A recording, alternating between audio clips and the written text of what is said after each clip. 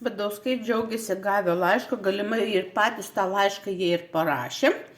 Tai yra tie asmenys, kurie priklauso Badauskų grupuotei. Nes šitokius įrodymus gali slėpti tik Badauskų grupuotė. Dabar pažiūrėsim.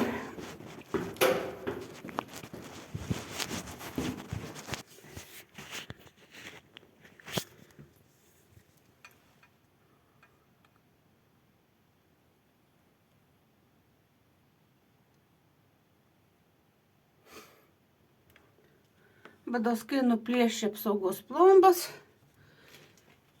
Ir kaip matom, čia jau apsaugos kamera įjungta, jinai neina. Nei pirma, nuplėšta rozetė, trečia fazė. Skaičiukai sukasi atgal labai puikiai dideliu greičiu.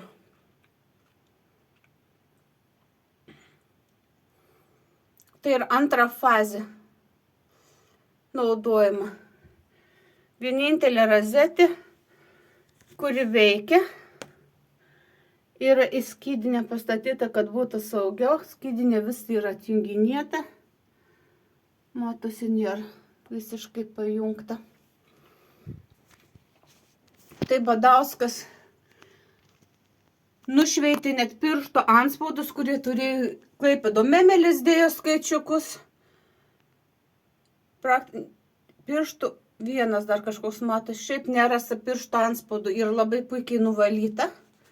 Elektros vagystė vyksta toliau ir pareigūnai galit nemeluoti, kad nieko nėra, vagystė nevyksta ir baikit terrorizuoti ir gąsdinti. Badauskai yra nusikaltėliai, vagys, terrorizuojantis visą Lietuvą, ne tik mane.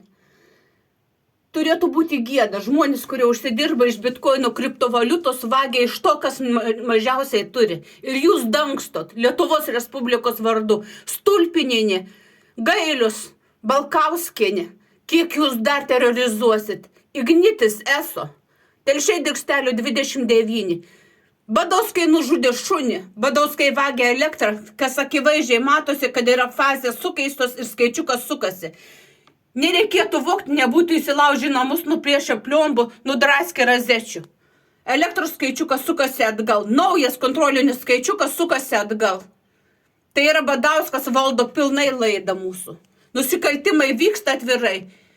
Lietuvos Respublikos vardu žmonės Lietuvoje yra terrorizuojami Badauskų grupuotės. Kaunas, Vilnius, Klaipėda, Šiauliai.